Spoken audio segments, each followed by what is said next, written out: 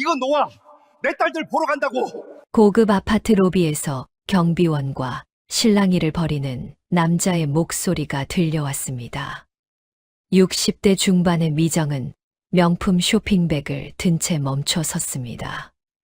대리석 바닥이 빛나는 로비, 천장의 샹들리에, 그 아래 낡은 잠바에 며칠은 씻지 않은 듯한 행색의 남자. 그런데 그 목소리가 묘하게 익숙했습니다. 박미정 맞지? 나야 나. 민철이. 남자가 미정을 향해 다가왔습니다. 미정의 얼굴이 굳어졌습니다.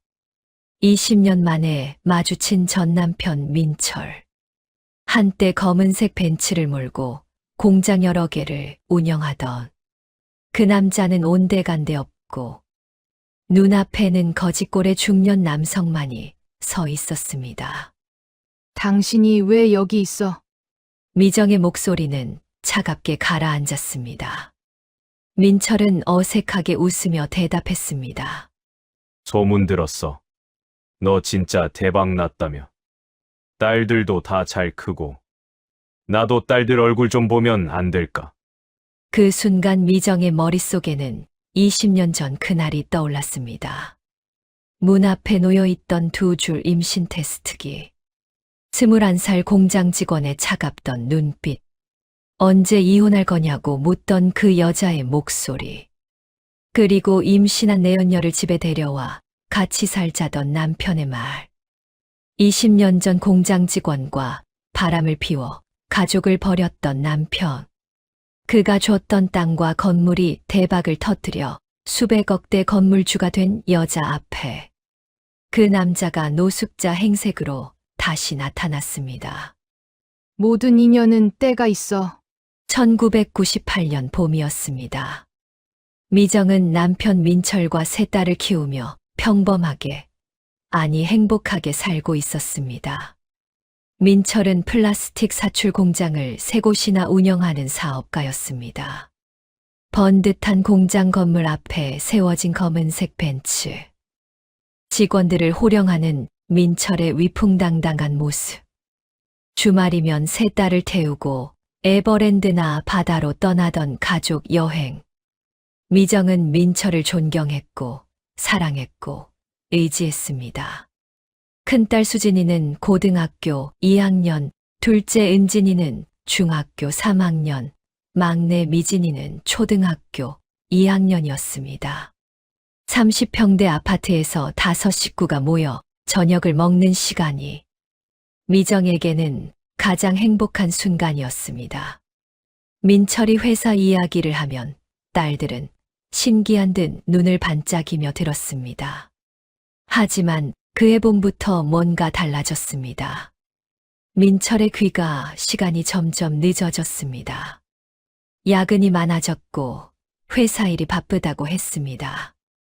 어느 날 민철의 셔츠에서 낯선 향수 냄새가 났습니다. 미정이 물었지만 민철은 공장에서 여직원 옆을 스쳐 지나갔을 뿐이라고 했습니다. 미정은 어렴풋이 불안했지만 인정하고 싶지 않았습니다. 설마 우리 남편이 18년을 함께 살아온 남편이 세 딸의 아빠가 그날 오후 초인종이 울렸습니다. 미정이 문을 열었을 때 복도에는 아무도 없었습니다. 대신 문 앞에 하얀 봉투 하나가 놓여 있었습니다. 무심코 집어든 봉투 안에는 두 줄이 선명한 임신 테스트기가 들어 있었습니다. 미정의 손이 떨렸습니다. 누군가의 장난일까? 아니면 미정은 봉투를 꼭 쥐고 거실 소파에 주저앉았습니다.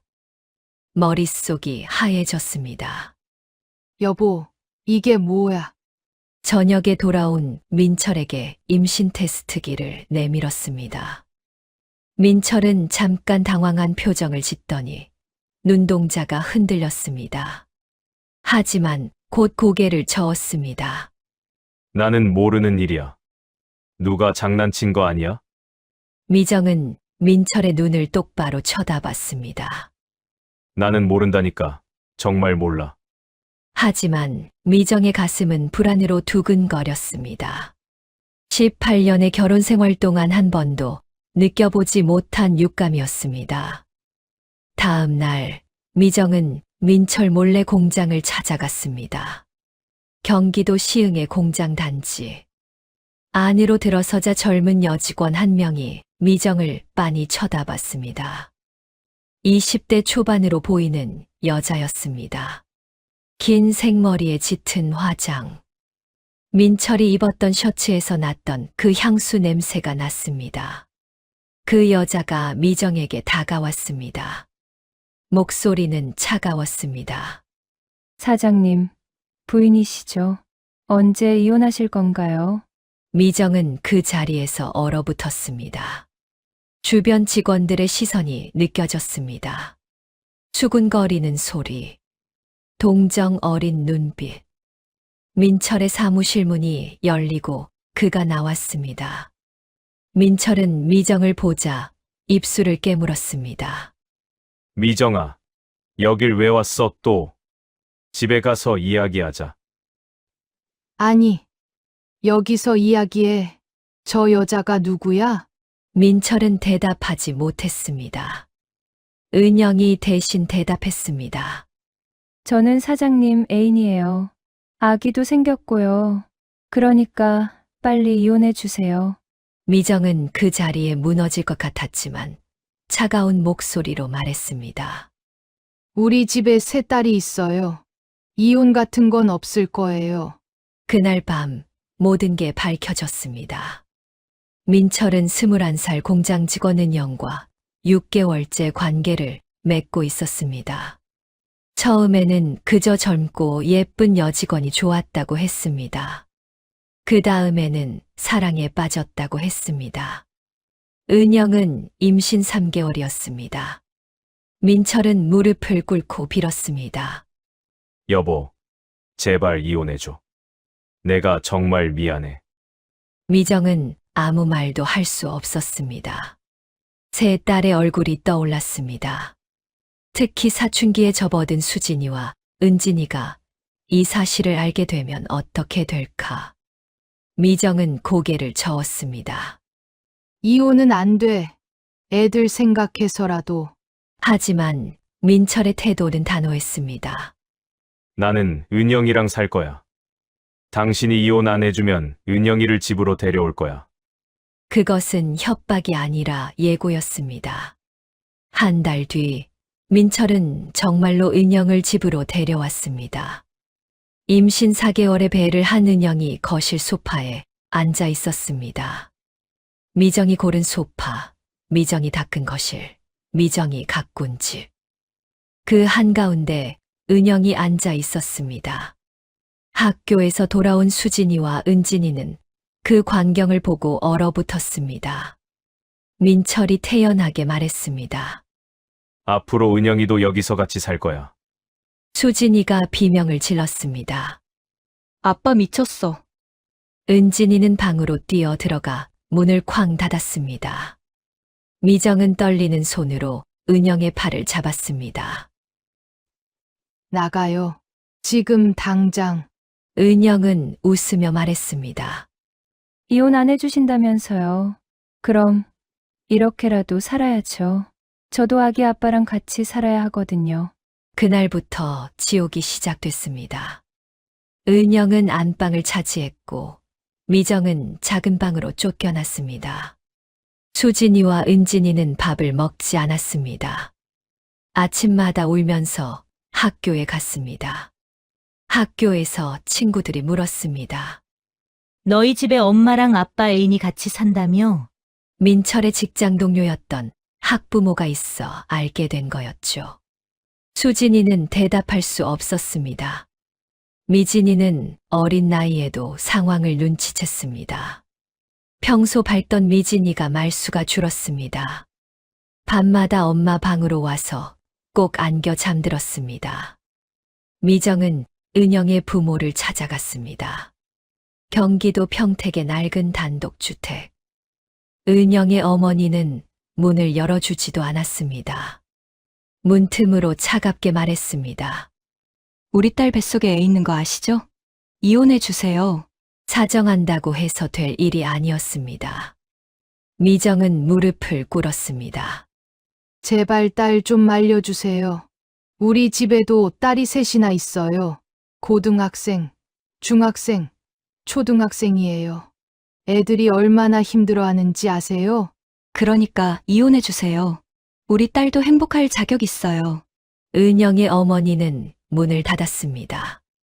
미정은 문 앞에 한참 서 있었습니다. 친정 어머니에게 전화를 걸었습니다. 엄마, 나 어떡해. 어머니는 한숨을 쉬었습니다. 이혼해. 그런 놈하고 살 수 없어. 그래도. 엄마, 이혼하면 딸들은 어떻게 키워? 엄마가 도와줄게. 조금씩이라도. 하지만 미정은 알고 있었습니다. 친정도 넉넉하지 않다는 것을. 어머니의 도움만으로는 세 딸을 키우기 어렵다는 것을. 2달이 지났습니다. 수진이는 학교를 자주 빠지기 시작했습니다. 담임 선생님이 전화를 걸었습니다. 어머니, 수진이가 요즘 많이 힘들어하는 것 같은데 괜찮으세요? 미정은 괜찮다고 대답할 수 없었습니다. 은진이는 밤마다 악몽을 꿨습니다. 비명을 지르며 일어났습니다. 엄마, 무서운 꿈 꿨어. 미정은 은진이를 안고 등을 토닥였습니다. 괜찮아. 엄마가 여기 있어. 미진이는 말수가 더욱 줄었습니다. 민철은 아랑곳하지 않았습니다. 은영의 배를 쓰다듬으며 웃었습니다. 아들이면 좋겠어. 은영은 민철의 어깨에 머리를 기댔습니다. 저도요. 미정은 그 모습을 보며 생각했습니다. 더 이상 버틸 수 없다고. 여름이 끝나갈 무렵 민철이 제안했습니다. 경기도 성남에 땅 2,000평 있어. 그거랑 건물 하나 줄게. 이혼해 줘. 그 땅은 그린벨트에 묶여 있어서 당장은 쓸모가 없었습니다. 건물도 낡은 상가였습니다. 민철의 친구가 빚 대신 준 거였고 큰 가치가 없었습니다. 하지만 미정은 고개를 끄덕였습니다. 딸들을 데리고 이 지옥에서 벗어나고 싶었습니다. 1998년 9월 미정과 민철은 이혼했습니다. 미정은 세 딸과 함께 작은 전세집으로 이사했습니다. 수원 변두리 낡은 빌라, 방 2개에 거실 하나. 수진이가 조용히 물었습니다. 엄마, 우리 앞으로 어떻게 살아? 미정은 딸의 머리를 쓰다듬었습니다. 엄마가 다 알아서 할게. 걱정하지 마. 하지만 미정 자신도 앞이 보이지 않았습니다. 2000년대 초반이었습니다. 미정은 은행에서 대출을 받아 작은 분식집을 열었습니다. 학교 근처 골목 안쪽 월세 50만 원짜리 가게였습니다. 천장은 낮고 벽은 누렇게 변색됐지만 미정은 직접 페인트 칠을 했습니다. 딸들도 도왔습니다. 수진이는 간판을 닦았고, 은진이는 테이블을 닦았고, 미진이는 작은 손으로 의자를 닦았습니다. 아침 6시부터 밤 10시까지 일했습니다. 김밥 한 줄에 1,500원, 떡볶이 한 접시에 2,000원. 하루 종일 서서 일해도 순이익은 50만 원이 채 안 됐습니다. 미정의 손은 김밥을 말다 부었고 뜨거운 국물에 데었고 칼에 베었습니다. 손가락 마디마다 밴드가 붙었습니다. 밤에는 진상 손님도 있었습니다. 김밥에 단무지가 적다고 소리를 지르는 사람. 술 먹고 떡볶이가 맵다고 화를 내는 사람. 거스름 돈이 모자라다며 따지는 사람. 미정은 허리를 숙이고 사과했습니다. 죄송합니다. 다음엔 더 신경 쓰겠습니다. 쌀, 김, 어묵 등의 재료값도 올랐습니다. 모든 게 올랐지만 김밥 가격은 올릴 수 없었습니다. 학생들이 주 고객인데 가격을 올리면 안 온다는 것을 알았습니다. 수진이는 고3 때부터 편의점 알바를 시작했습니다. 은진이는 중학생이라 아직 일을 못했지만 고등학교에 진학하자마자 패스트푸드점에서 일하기 시작했습니다. 학원은 다니지 못했습니다. 친구들은 다 학원을 다니는데 자매는 혼자 공부했습니다. 학교에서 친구들이 놀렸습니다. 야, 수진이 엄마 분식집 한대. 이혼했다며? 이혼녀 딸. 수진이는 참았습니다. 하지만 가슴이 찢어지는 것 같았습니다. 어느 겨울 밤이었습니다. 마감 시간이 지나도록 가게 정리를 하고 있는데 문이 열렸습니다.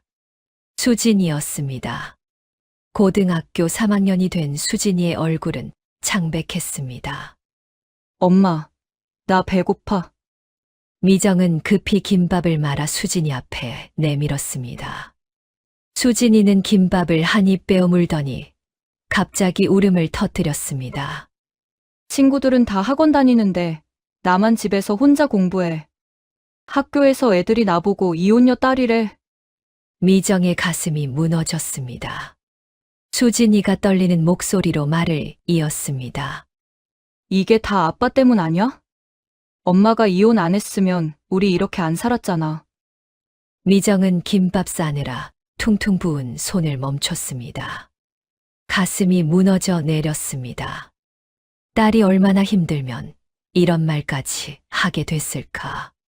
하지만 미정은 변명하지 않았습니다. 그저 그 손으로 수진이의 눈물을 닦아줬습니다. 손가락 마디마다 밴드가 붙어 있었습니다. 미안해. 엄마가 부족해서. 조금만 참아. 내가 대학만 가면 엄마가 더 열심히 벌게. 수진이는 엄마의 손을 보고 다시 울었습니다. 엄마, 미안해요. 제가 그런 말 하면 안 되는데 저도 엄마가 왜 이혼했는지 알아요. 미정은 수진이를 꼭 안았습니다. 괜찮아. 엄마는 괜찮아. 몇 년이 지나고 구청에서 연락이 왔습니다. 미정이 받은 성남의 땅이 개발 지역에 포함됐다는 것이었습니다. 그린벨트가 해제되고 IT 산업단지로 조성된다는 계획이었습니다. 미정은 떨리는 손으로 감정가를 확인했습니다. 2,000평이 200억 원. 미정은 그 자리에 주저앉았습니다. 200억. 상상도 할 수 없는 돈이었습니다. 그날 밤 미정은 잠을 이루지 못했습니다. 눈물이 계속 흘렀습니다. 처음으로 흘리는 기쁨의 눈물이었습니다. 동시에 지난 몇 년간의 고생이 떠올라 서러운 눈물이기도 했습니다. 미정은 신중하게 움직였습니다. 부동산 전문가를 찾아갔습니다. 강남의 큰 부동산 중개사무소. 전문가는 서류를 검토하더니 말했습니다. 이 땅 정말 대박입니다. 판교 개발 계획 아시죠? IT 기업들이 몰려들 겁니다. 미정은 물었습니다. 그럼 어떻게 하는 게 좋을까요? 팔아서 건물에 투자하세요. 성남 쪽 상가 건물. 지금은 싸지만 몇 년 안에 몇 배로 오를 겁니다. 미정은 그 조언을 따랐습니다. 땅을 팔았습니다. 미정은 직접 발품을 팔아 성남 지역의 상가 건물을 하나하나 둘러봤습니다. 위치, 주변 환경, 미래 가치. 미정은 꼼꼼하게 따졌습니다. 결국 20억으로 성남시 분당구의 중형 빌딩을 샀습니다. 남은 돈은 은행에 예금하고 일부는 주식에 투자했습니다. 몇 년 뒤 판교, 테크노밸리가 들어섰습니다. IT 기업들이 몰려들었습니다. 미정이 산 상가 건물 근처에 대기업 본사가 들어섰습니다. 건물 가격은 천정부지로 치솟았습니다. 20억이 30억이 됐습니다. 미정은 건물을 팔았습니다. 돈을 모아 50억으로 강남에 더 큰 건물을 샀습니다. 수진이는 대학을 졸업하고 대기업에 취직했습니다. 은진이는 간호대학을 나와 대학병원 간호사가 됐습니다. 미진이는 대학을 졸업하고 유통회사에 취직했습니다. 2010년 미정은 강남에 소형 빌딩을 소유한 건물주가 됐습니다. 매달 1,000만 원이 넘는 월세가 들어왔죠. 수진이가 결혼할 때였습니다. 미정은 강남에 10억짜리 아파트를 사줬습니다. 미정아, 시집 가서 기죽지 마. 넌 건물주 딸이야. 수진이는 미정을 꼭 안았습니다. 엄마, 정말 고마워요. 엄마가 이렇게까지 해주실 줄 몰랐어요. 은진이와 미진이에게도 각각 전세금을 마련해 줬습니다. 은진이는 서울 마포구에, 미진이는 서울 강서구에 전세집을 얻었습니다. 미정은 서울 강남의 고급 아파트로 이사했습니다. 40평대 아파트. 거실 창문 너머로 한강이 보였습니다. 밤이면 한강의 불빛이 반짝였습니다.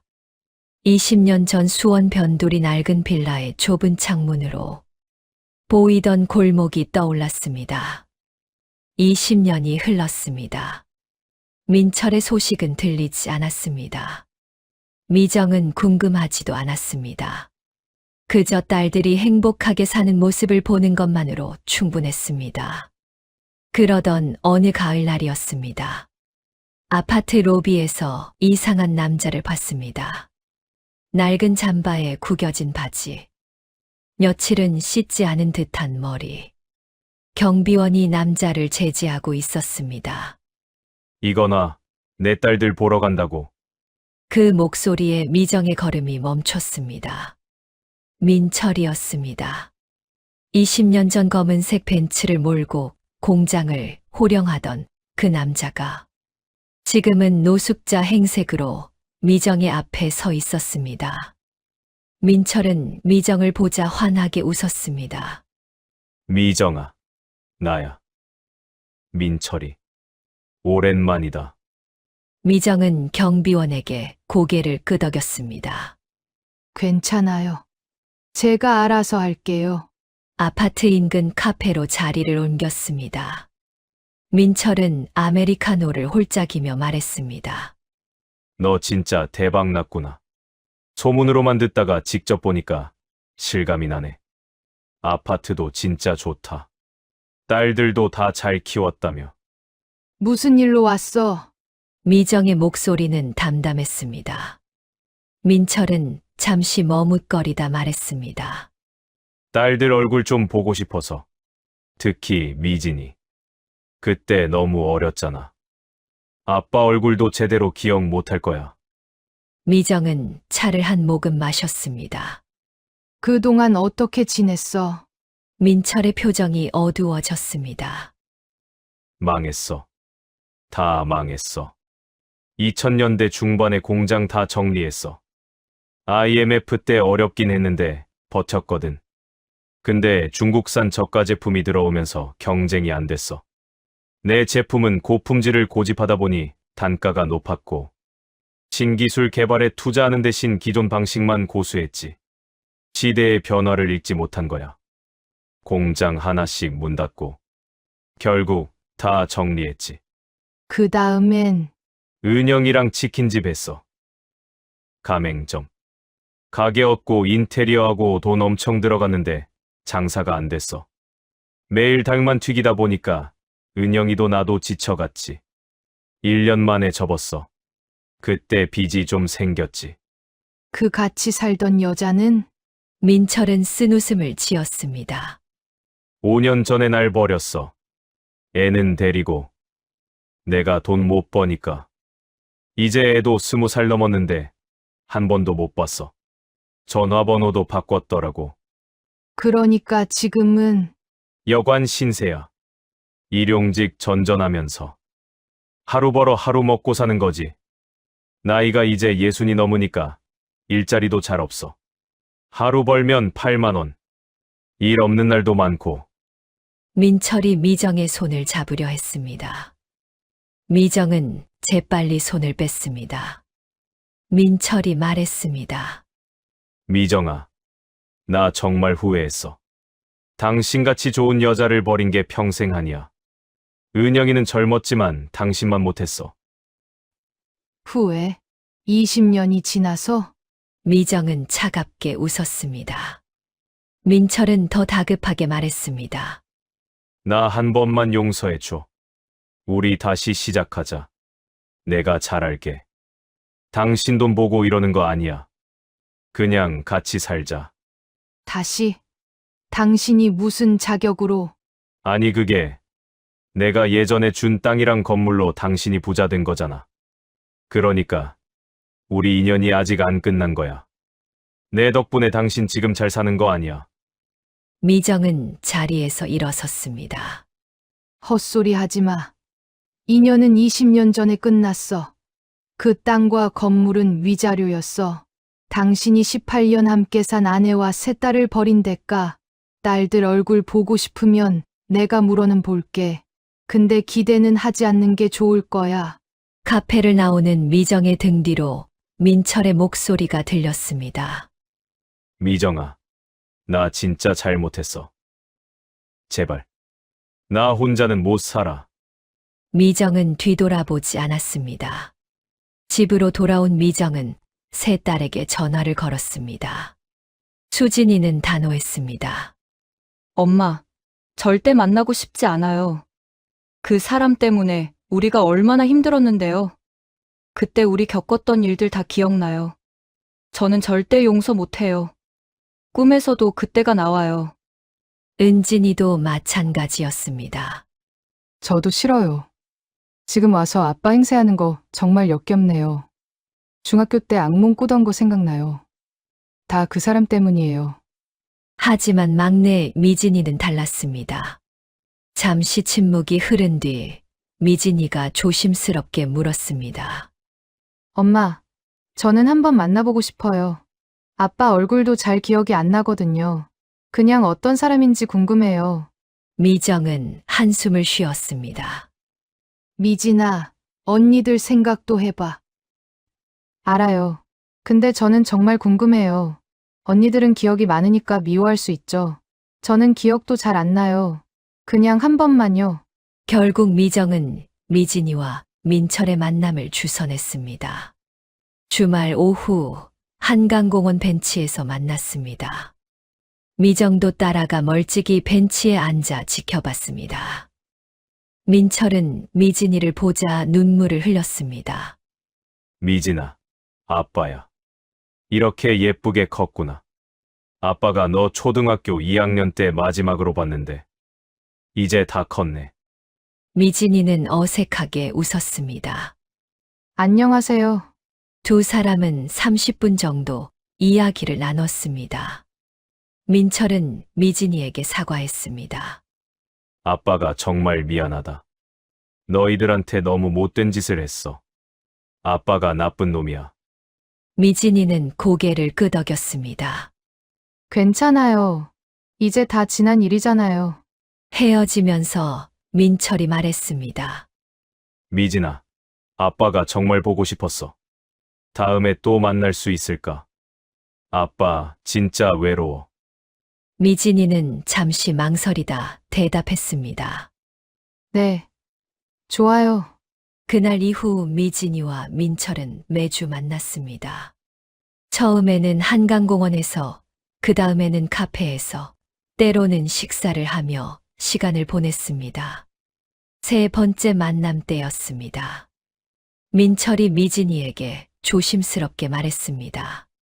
미진아, 아빠가 미안한데. 밥값 좀 내줄 수 있을까? 오늘 일당이 아직 안 들어와서. 지갑에 1,000원밖에 없어. 미진이는 지갑을 꺼내 3만 원을 건넸습니다. 괜찮아요. 아빠, 제가 낼게요. 고맙다. 꼭 갚을게. 다음에 일당 들어오면. 하지만 민철은 갚지 않았습니다. 다음 만남 때도, 그 다음 만남 때도 식사비는 미진이가 냈습니다. 어느 날은 차비가 없다며 2만 원을 빌렸습니다. 또 어느 날은 약값이 필요하다며 5만 원을 받았습니다. 허리가 아프다고 했습니다. 미진이는 점점 더 많은 돈을 민철에게 주기 시작했습니다. 한 달에 20만 원, 30만 원. 회사 월급의 상당 부분이 민철에게 흘러갔습니다.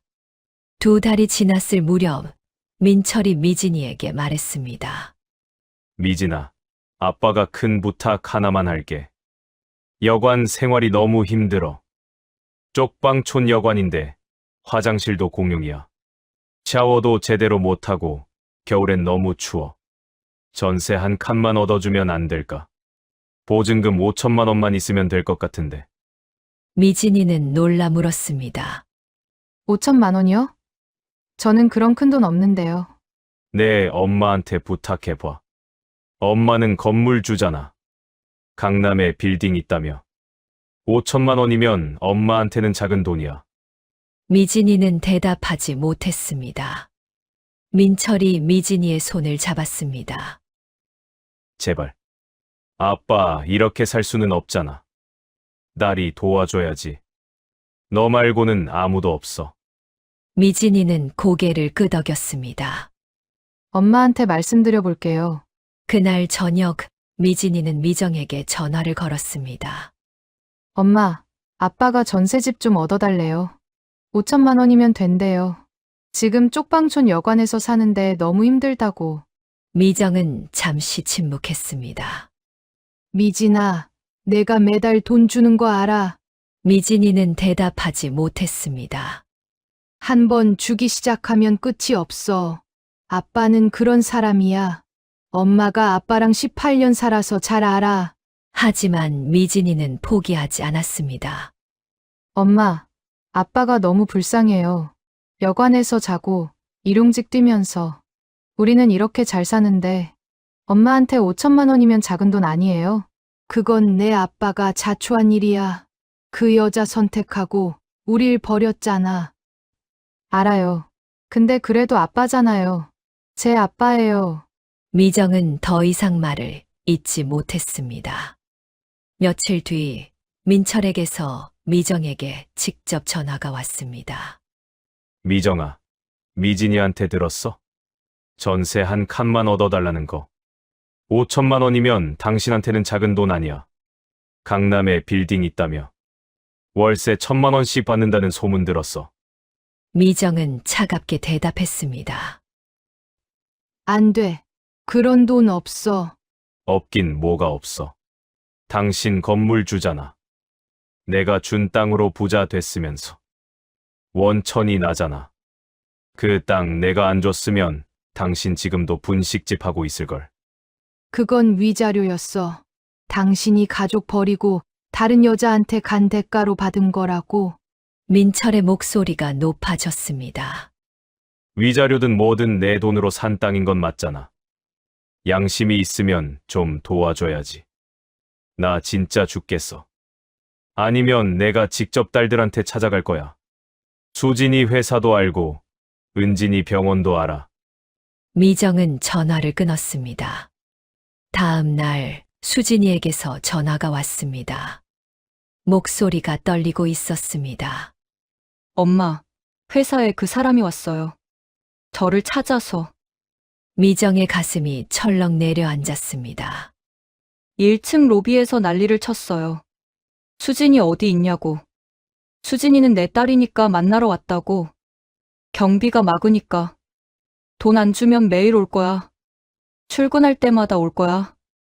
사장한테도 찾아갈 거야. 이러면서 소리 질렀어요. 동료들이 다 봤어요.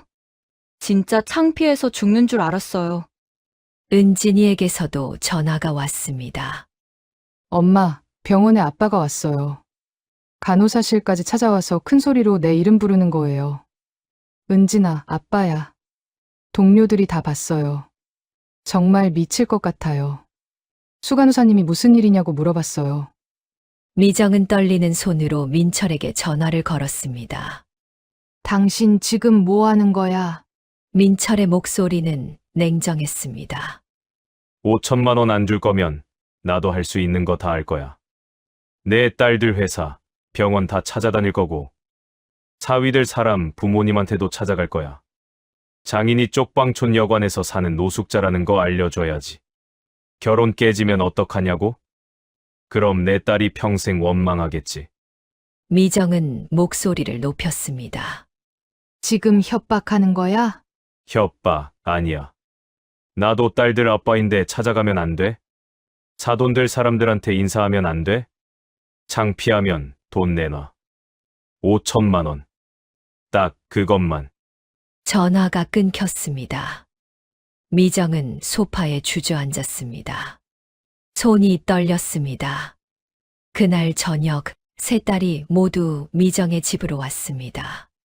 수진이가 먼저 입을 열었습니다. 엄마, 돈 줘요.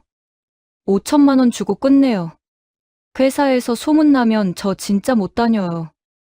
은진이도 고개를 끄덕였습니다. 저도 찬성이에요. 병원에서 소문나면 진짜 큰일이에요. 환자 가족들도 봤다고요. 하지만 미정은 고개를 저었습니다. 한 번 주면 끝이 아니야. 그 사람은 계속 요구할 거야.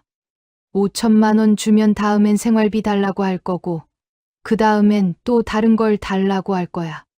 그럼 어떻게 해요? 이대로 둬요? 우리 매일 회사 가고 병원 가는데 그 사람이 찾아오면 어떡해요? 미진이가 조용히 말했습니다. 언니, 미안해. 내가 아빠 만나지 말 걸 그랬어. 내가 잘못했어. 수진이가 미진이를 쳐다봤습니다. 내 잘못 아니야. 그 사람이 원래 그런 사람이야.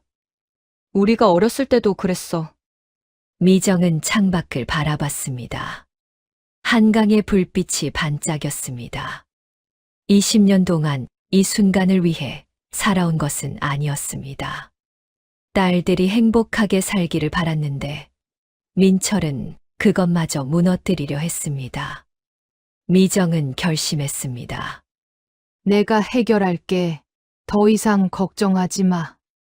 엄마가 방법을 찾을게.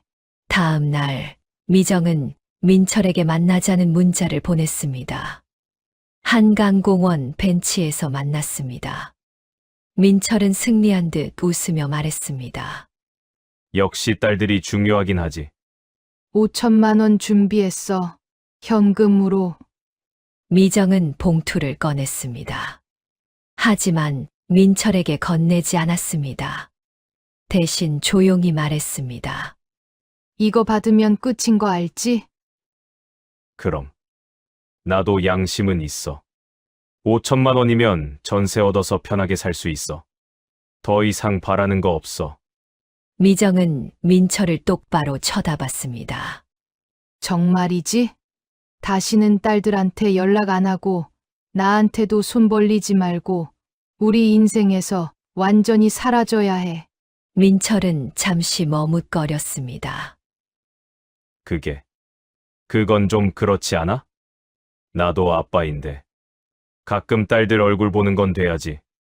미정은 봉투를 다시 가방에 넣었습니다. 그럼 안 줘. 민철이 급하게 말했습니다. 알았어. 약속할게. 다시는 연락 안 할게. 완전히 사라질게. 미정은 봉투를 민철에게 건넸습니다.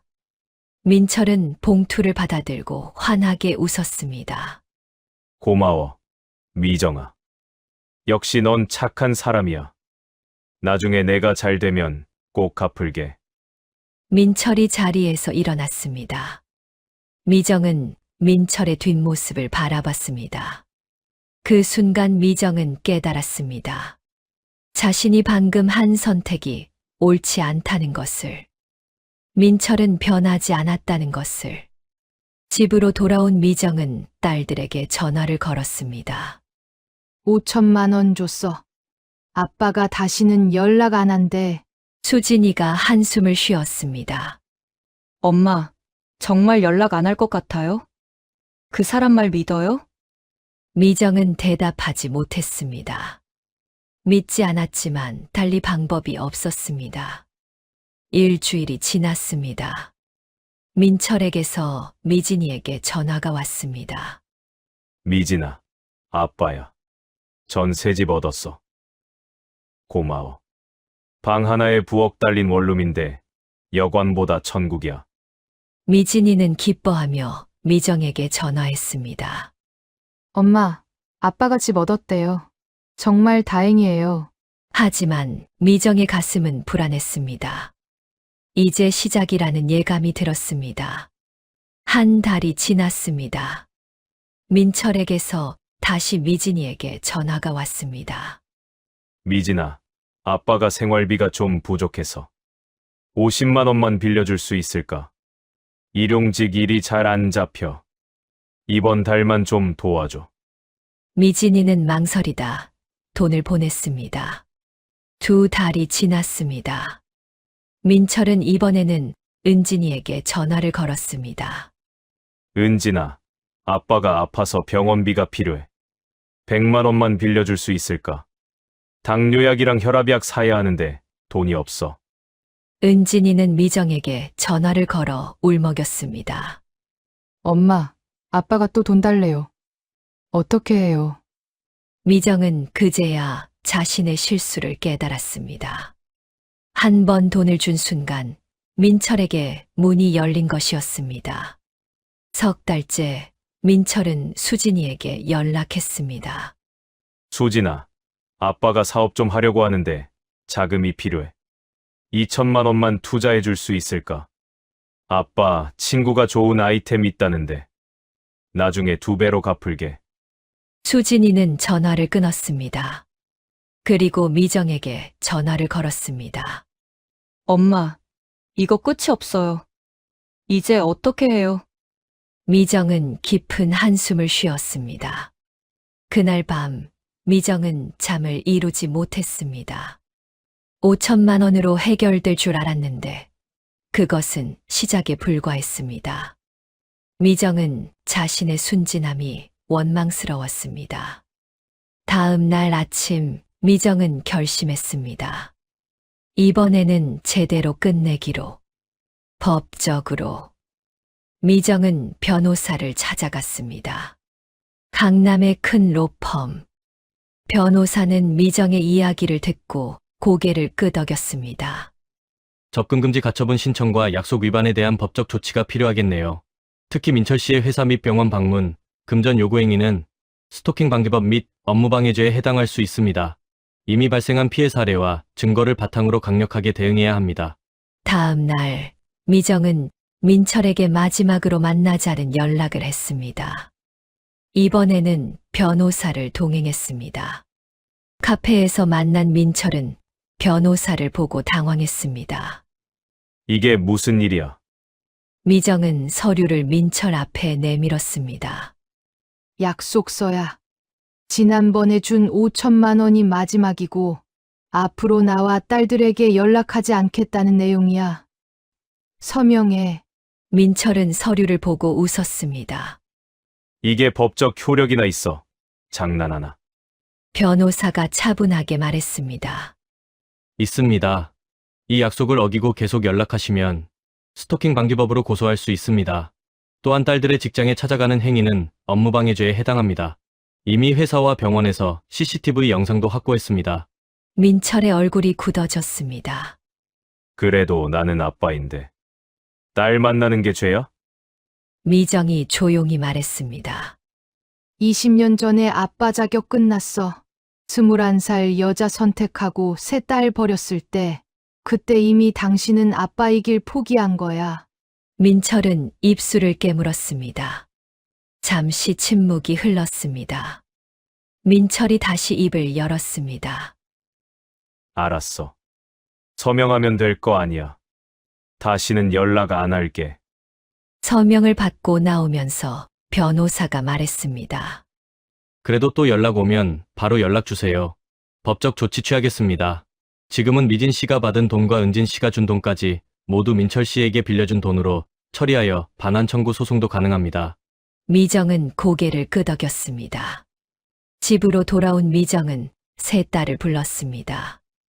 딸들은 걱정스러운 표정으로 미정을 바라봤습니다. 엄마가 해결했어. 아빠는 더 이상 연락 안 올 거야. 법적으로 조치했어. 수진이가 물었습니다. 정말요? 이번엔 확실해요? 응. 약속 어기면 고소할 수 있어. 변호사님이 서류 다 만들어줬어. 빌려준 돈도 되찾을 수 있대. 은진이가 한숨을 쉬었습니다. 엄마, 처음부터 그렇게 하시지 그랬어요. 미정은 쓴웃음을 지었습니다. 엄마도 한번 믿어보고 싶었나 봐. 그 사람이 진짜 변했을까 하고. 미진이가 조용히 말했습니다. 엄마, 미안해요. 제가 아빠를 불쌍하게 생각해서 이렇게 된 거예요. 미정은 미진이를 안았습니다. 내 잘못 아니야. 넌 착한 거야. 그냥 세상을 아직 몰랐던 거지. 미진이는 엄마 품에서 울었습니다. 저 정말 아빠가 변한 줄 알았어요. 정말로. 미정은 미진이의 등을 토닥였습니다. 사람은 쉽게 안 변해. 특히 아빠 같은 사람은. 그날 밤 미정은 혼자 거실에 앉아 있었습니다. 창밖으로 한강이 보였습니다. 20년 전 앞이 보이지 않았을 때가 떠올랐습니다. 세 딸을 데리고 어떻게 살아가야 할지 막막했습니다. 김밥을 말다 부은 손, 딸의 눈물, 밤마다 찾아오던 불안. 하지만 미정은 포기하지 않았습니다. 분식집을 열었고 새벽부터 밤까지 일했습니다. 땅이 개발되자 신중하게 투자했습니다. 딸들이 기죽지 않도록 아파트를 사줬습니다. 그 모든 과정에 민철은 없었습니다. 민철은 젊은 여자와 새 삶을 시작했고 실패했고 버림받았습니다. 그리고 20년 만에 돌아와 손을 벌렸습니다. 처음에는 딸들을 보고 싶다고 했습니다. 그 다음에는 식사비를 달라고 했습니다. 그 다음에는 전세금 생활비를 달라고 했습니다. 끝이 없었습니다. 미정은 이제 알았습니다. 민철에게 무엇을 주든 그것은 끝이 아니라 시작이라는 것을. 한 번 문을 열면 계속 들어온다는 것을. 그래서 미정은 문을 닫았습니다. 법적으로 완전히. 일주일이 지났습니다. 민철에게서 연락은 오지 않았습니다. 한 달이 지났습니다. 여전히 조용했습니다. 그러던 어느 날 새벽이었습니다. 휴대폰에 알림이 떴습니다. 모르는 번호에서 온 카카오톡이었습니다. 미정은 화면을 켰습니다. 미정아. 나 민철이야. 번호 바꿨어. 제발 부탁이야. 나 지금 정말 죽게 생겼어. 길바닥에 나 앉았어. 딱 50만 원만. 아니 30만 원만. 제발. 나 정말 죽을 것 같아. 한강 다리 밑에서 자고 있어. 추워 죽겠어. 미정아. 우리 그래도 18년을 같이 살았잖아. 제발 이러지 마. 딸들한테라도 연락 좀 할게. 미진이라도. 미정아. 제발. 문자는 계속 이어졌습니다. 새벽 2시, 3시, 4시. 민철은 서로 다른 번호로 끊임없이 문자를 보냈습니다. 나 진짜 죽고 싶어. 이렇게 사느니 차라리 죽는 게 나아. 한강에 뛰어들까봐. 그럼 딸들이 평생 죄책감 가지고 살 텐데. 그래도 괜찮아? 미정아, 답장 좀 해줘. 제발, 너는 그렇게 따뜻한 집에서 자는데 나는 지금 공원 벤치에 있어. 너무 추워. 손발이 안 움직여. 내일 아침에 얼어 죽을 것 같아. 그럼 기분 좋겠지? 나 없어지면. 내가 원하던 거잖아. 미정은 그 문장을 읽는 순간 온몸이 얼어붙었습니다. 내가 원하던 거라고? 미정의 가슴에 분노가 치밀어 올랐습니다. 20년 전 21살 여자를 집에 데려온 것도 세 딸 앞에서 그 여자 배를 쓰다듬은 것도, 아이들이 힘들었던 것도 모두 민철 자신이 한 선택 때문이었습니다. 그런데 지금 와서 자기가 비참한 건 내가 원해서라고? 내 탓이라고? 미정은 허탈한 웃음이 나왔습니다. 동시에 역겨웠습니다. 이 사람은 20년이 지나도 변하지 않았습니다. 여전히 자기 잘못은 생각하지 않고 남 탓만 하는 사람. 피해자인 척하는 사람. 미정은 떨리는 손으로 문자를 계속 읽었습니다. 미진이한테 연락했는데 번호가 바뀌었나 봐. 수진이도 은진이도 다 번호 바꿨더라. 이거 다 네가 시킨 거지. 그래, 나 완전히 버리는 거지. 18년 같이 산 게 아무것도 아니구나. 마지막이야. 정말 마지막으로 부탁할게. 딱 10만 원만.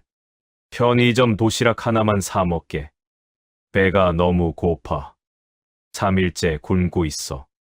미정아, 우리 그래도 예정이 있지. 이렇게까지 해야 돼? 나 진짜 죽어. 한강에 뛰어들 거야. 모든 문자를 다 읽고 나서 미정은 떨리는 손으로 휴대폰을 내려놨습니다. 가슴이 답답했습니다. 민철의 문자는 절박했고 처절했고 비참했습니다.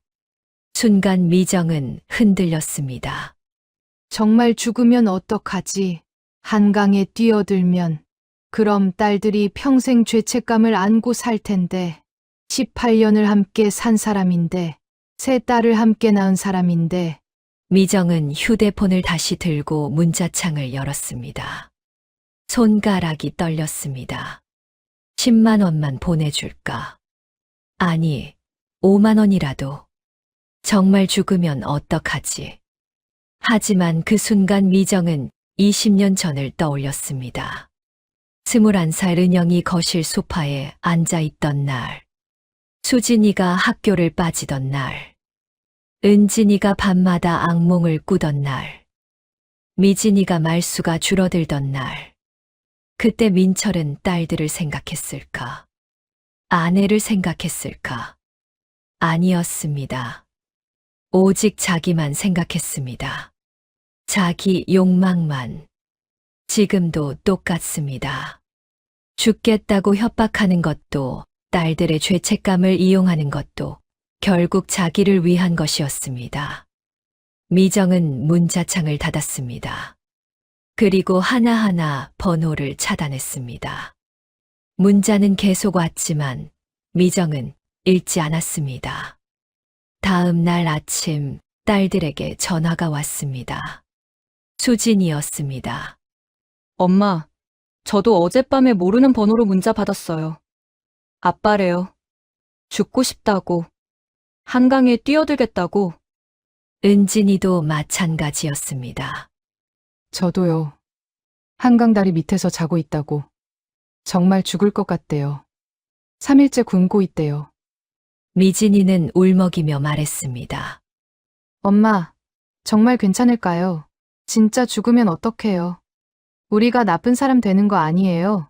미정은 딸들에게 차분하게 말했습니다. 그 사람은 안 죽어. 살기 위해서 그러는 거야. 우리 마음 흔들려서 돈 주게 만들려고. 하지만 진짜 죽으면요? 미진아, 엄마 말 들어. 20년 전에도 그 사람은 너희들 생각 안 했어. 21살 그 여자 선택하고 너희들 버렸어. 지금도 똑같아. 자기만 생각하는 거야. 죽겠다는 건 우리를 조종하려는 거야. 수진이가 말했습니다. 엄마, 저도 처음엔 걱정됐는데 생각해보니까 맞는 것 같아요. 진짜 죽을 사람이 문자를 몇십 통씩 보내겠어요? 그냥 우리 흔들려는 거예요. 은진이도 고개를 끄덕였습니다. 저도 다 차단했어요. 엄마 말씀이 맞아요. 미정은 딸들에게 말했습니다. 전부 차단하고 무시해. 절대 흔들리지 마. 한 번 흔들리면 끝이 없을 거야. 나흘이 지났습니다. 문자는 계속 왔지만 미정은 하나도 확인하지 않았습니다. 일주일이 지났습니다. 문자가 줄어들기 시작했습니다. 보름이 지나자 문자는 완전히 멈췄습니다. 어느 날 수진이가 길을 걷다 우연히 민철을 목격했다는 소식을 전했습니다. 구청 일용직 대기소에서 다른 사람들과 이야기하고 있는 모습을 봤어요. 멀쩡해 보였어요. 담배도 피우고. 미정은 예상했다는 듯 고개를 끄덕였습니다. 그래, 그럴 줄 알았어. 미진이가 물었습니다. 엄마는 어떻게 그렇게 강할 수 있어요? 흔들리지도 않고. 미정은 미진이를 바라봤습니다. 엄마도 흔들렸어. 그날 밤 문자 받고 잠도 못 잤어. 정말 죽으면 어떡하나 싶었지. 손가락이 문자창 위에서 떨렸어. 10만 원만 보내줄까 고민도 했고.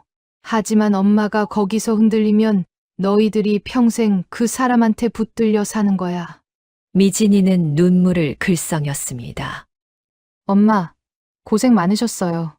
미정은 미진이를 안았습니다. 괜찮아. 이제 정말 끝났어. 그날 밤 미정은 혼자 거실에 앉아 차를 마셨습니다.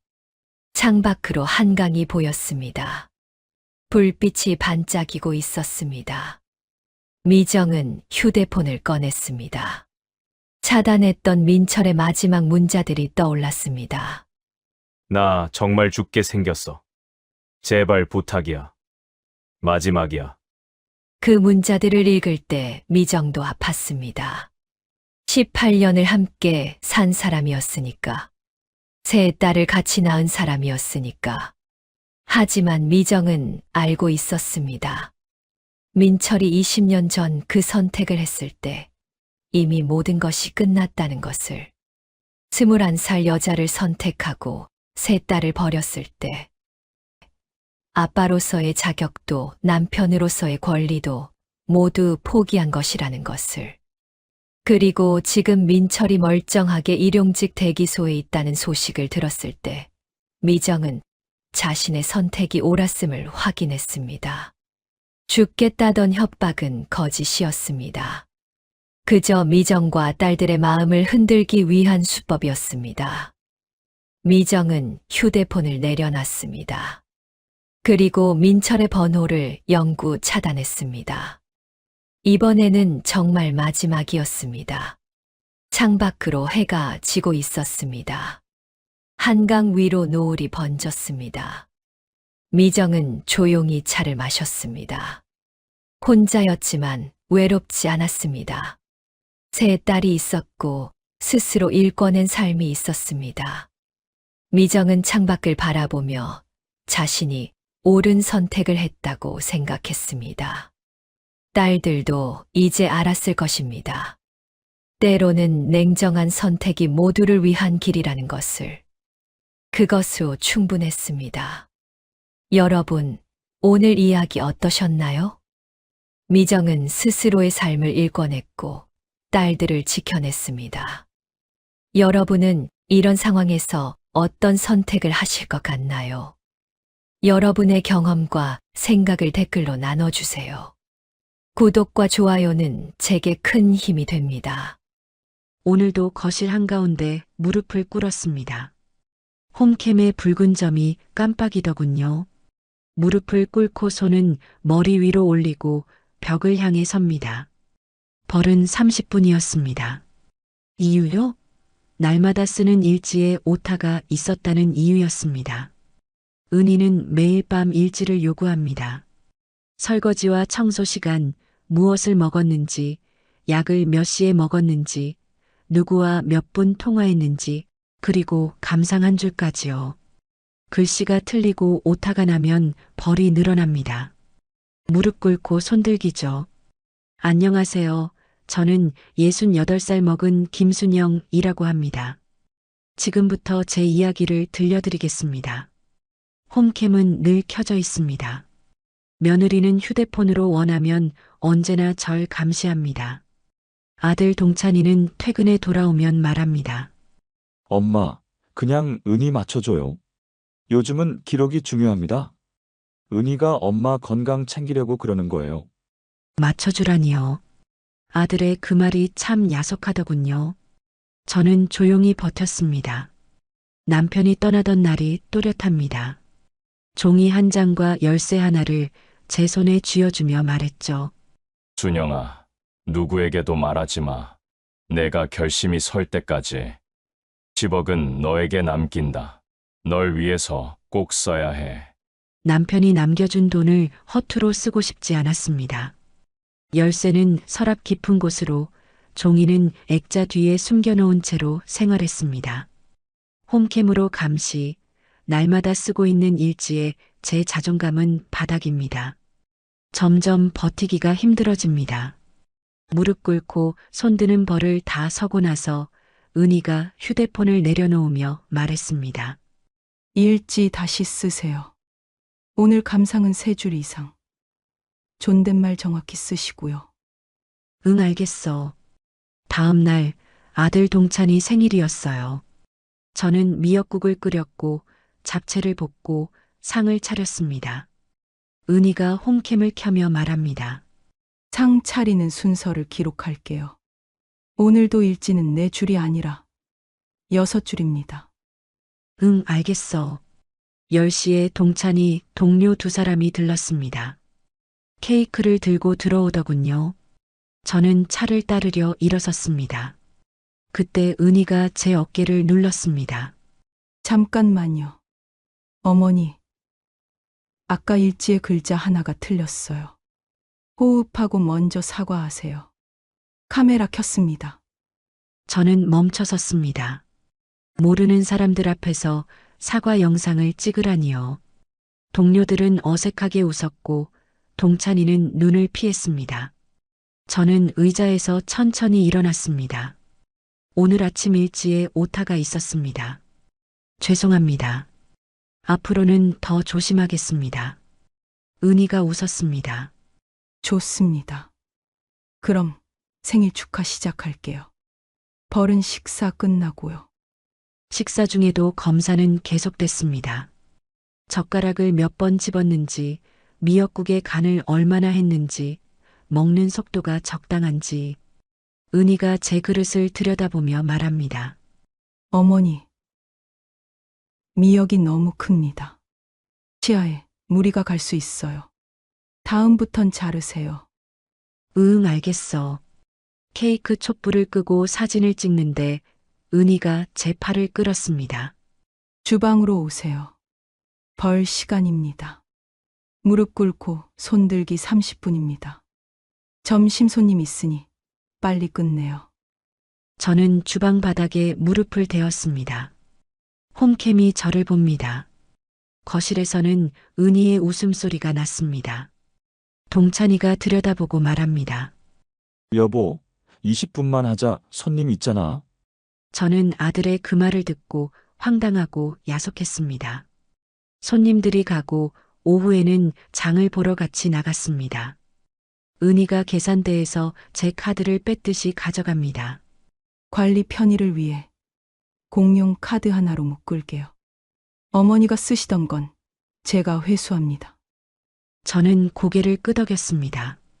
계산이 끝나자 은희는 영수증을 접어 제 앞에 흔들었습니다. 오늘도 오타 없이 기록하시죠. 총회, 품목, 할인, 감상은 3줄 이상. 응, 알겠어. 집에 돌아오니 홈캠 각도가 달라져 있었습니다. 부엌 싱크대와 식탁이 한 화면에 잡히게 바꿔두었더군요. 저는 물 한 잔을 마시고 일지를 펼쳤습니다. 숫자를 적고 시간표를 채우고 감상칸에 이렇게 썼습니다. 오늘은 손님 앞에서 사과 영상을 찍었습니다. 민망했습니다. 다음에는 제 방에서 말하겠습니다. 은희가 검사하더니 빨간 펜으로 줄을 그었습니다. 민망했습니다는 감상이 아닙니다. 반성으로 바꿔주세요. 이게 맞아요, 어머니. 저는 펜을 다시 들었습니다. 글을 지우고 은희가 원하는 문장을 적었습니다. 해질 무렵 큰 갈등이 터졌습니다. 지우가 숙제를 하다 울었습니다. 저는 옆에 앉아 등을 토닥였습니다. 그 모습을 본 은희가 달려와 말합니다. 지금 방해하지 마세요. 아이는 스스로 해야 합니다. 어머니는 참견하지 마세요. 지우가 숨을 삼키며 말했습니다. 엄마, 할머니랑 같이 하고 싶었어. 은희의 눈이 날카로워졌습니다. 어머니, 규칙을 깨면 벌이에요. 오늘은 손들기 대신 팔굽혀펴기 10회 하세요. 건강에도 좋습니다. 저는 조용히 말했습니다. 벌은 오늘 그만하자. 아이도 보고 있잖니. 은희가 한 걸음 더 다가왔습니다. 그러면 일지 감상칸에 이렇게 적으세요. 아이 학습방해. 반성합니다. 내일부터 거실 출입 제한. 그 순간 동찬이가 퇴근해 문을 열고 들어왔습니다. 저는 천천히 자리에서 일어났습니다. 동찬아, 오늘은 내가 들었지. 내 아내가 내게 시킨 것들. 아이 앞에서. 아들은 잠시 말이 없었습니다. 그러다 낮은 목소리로 말했습니다. 엄마, 당분간만 맞춰요. 우리도 힘들어요. 그 말이 제게 칼처럼 박혔습니다. 힘든 건 알겠지만 아이 앞에서 저를 이렇게 모욕 주는 게 더 이상은 참기 힘들었습니다. 밤이 깊어서 모두가 잠든 줄 알았는데 지우가 조용히 제 방으로 들어왔습니다. 할머니, 오늘은 내 노트에 적을게요. 엄마가 할머니한테 벌 줬다고. 엄마가 화내면 이걸 선생님께 보여줄 거예요. 저는 아이의 이마를 쓸어주었습니다. 고마워, 지우야. 하지만 오늘은 일단 자자. 노트는 내일 정리해도 돼. 지우는 고개를 끄덕이며 돌아갔습니다. 저는 수첩 첫 장을 폈습니다. 내일 할 일 병원 가기, 복지센터, 파출소 가기, 그리고 홈캠을 백업하기 하나하나 적어 내려갔습니다. 저는 조용히 복수를 준비했습니다. 새벽 5시 반. 모두가 잠든 시간에 홈캠 앱을 열어 지난 일주일 영상을 내려받았습니다. 주방벌 장면, 거실 사과 영상, 숙제 시간 충돌. 백업용으로 USB 2개를 만들었습니다. 다운로드가 끝날 때쯤 방문이 벌컥 열렸습니다. 은희였습니다. 새벽에 뭐 하세요? 비밀번호는 저만 아는데. 휴대폰 이리 주세요.